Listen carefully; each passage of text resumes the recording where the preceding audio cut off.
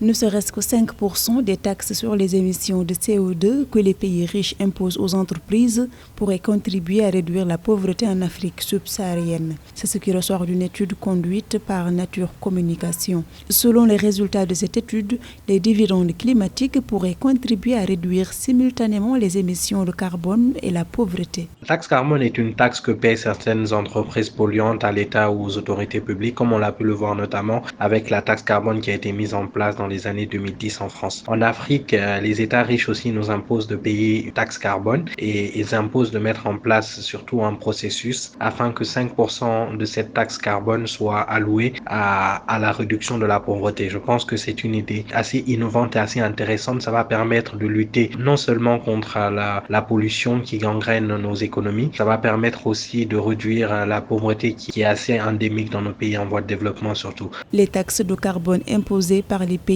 aux entreprises conduisent à la hausse des produits de base.